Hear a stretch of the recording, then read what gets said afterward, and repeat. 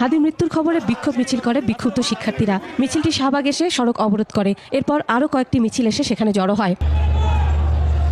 শাহবাগের মিছিলের একটি অংশ কারওয়ান বাজার অভিমুখে আসে। সেখানে প্রথম আলো অফিসে ভাঙচুরের ঘটনা ঘটে।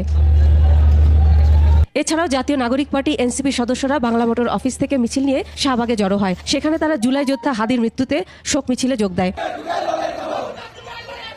গাজীপুরে বিক্ষোভ মিছিল ও মহাসড়ক অবরোধ হয়েছে। বৃহস্পতিবার রাতে গাজীপুরের শিববাড়ি ও টঙ্গী কলেজ গেট এলাকায় সড়ক অবরোধ ও বিক্ষোভ করেছে শিক্ষার্থী সহ এনসিপির নেতাকর্মীরা।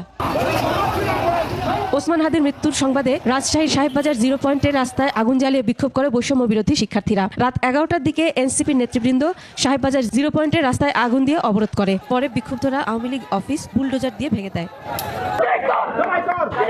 রাতে চট্টগ্রামে বিক্ষুব্ধ জনতা নগরীর 16 এলাকায় বিক্ষোভ সমাবেশ করে।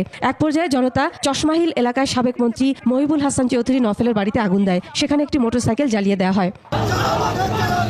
জয়পুরহাটে বিক্ষোভ মিছিল হয়েছে। রাত 11টায় শহরের কেন্দ্রীয় শহীদ মিনার থেকে বিক্ষোভ মিছিল বের করে প্রধান সড়ক প্রদক্ষিণ করে। এ সময় মিছিলে অংশ নেয় এনসিপি, বৈষম্য বিরোধী ছাত্র আন্দোলন ও ইনকিলাব মঞ্চের প্রতিনিধিরা।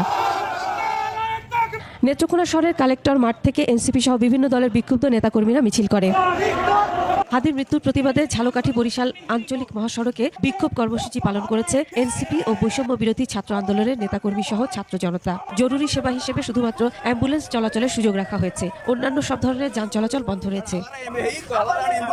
হাদির মৃত্যুর খবর ছড়িয়ে পড়লে তার গ্রামের বাড়ি ঝালকাঠির নলছিটি শহরের খাসমহল এলাকায় শোকের ছায়া নেমে এসেছে। জড়িতদের দ্রুততম সময়ের মধ্যে গ্রেফতার করে ফাঁসির দাবি জানিয়েছেন তার প্রতিবেশী ও সহপাঠীরা।